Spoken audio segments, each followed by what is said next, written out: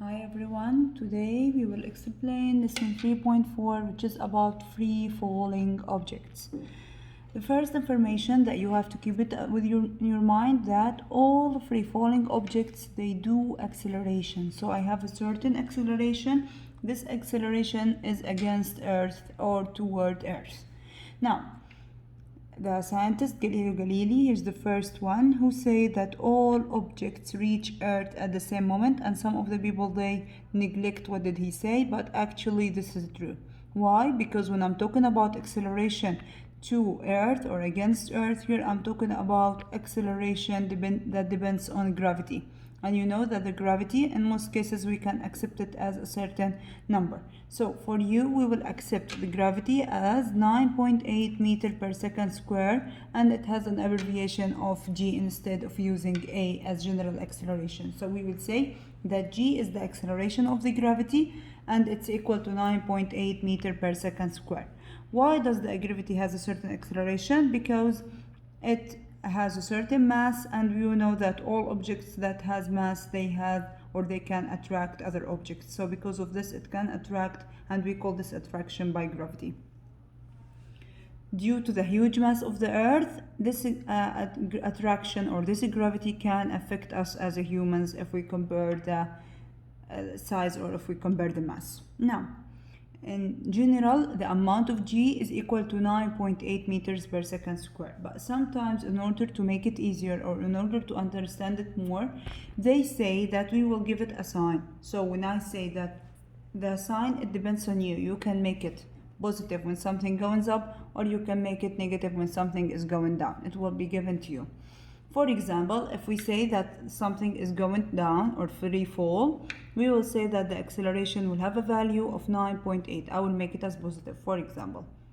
Now, you have to keep in your mind that when something is going down, it speeds up. So the speed will transfer from 0 at time 0 at the beginning when you throw the object till the final speed, which is the fastest speed. It's at the moment just before this object hits Earth at the final time. While when something is going up, it will decelerate or it will speed down.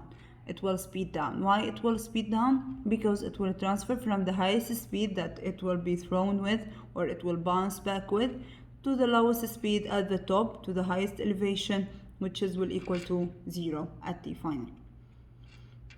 You have to keep in your mind that the highest speed is at the lowest elevation. So once the elevation is low, the speed will be higher. In general, we know this formula about equations of motion, that V final is equal to V initial plus A times T. A here is the G, which is the acceleration of Earth. You can observe that if V initial was 0 at time 0, if we double the time, the velocity or the speed will be doubled. So at time equal 1, V final will be 9.8. At time equal 2, V final will be 19.6 rather than what is its mass. So the mass here is not important. So as a general information, we will return back to the speech of Galileo Galilei, or to the hypothesis or the theory of Galileo Galilei, that all falling objects, they reach Earth at the same moment if friction is neglected or if we are in vacuum. The mass is not important, but nowadays, if we observe, if we throw something heavy and something light, the heavy one will reach faster because of friction. On the other hand, if I want to make a certain graph, I have two options.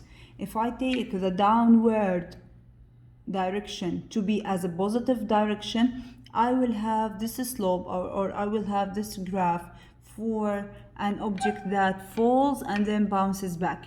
So for example, this object, when it falls, it will start from time 0, as you see in the graph, with the V initial 0, then the speed will increases by decreasing the position. So I will have V final here, and then it will bounce back. Now when I want to study them, I will study them individually. So each part will be alone. So here, if I want to calculate the V, I will find that the V at time 2, it will be 19.6.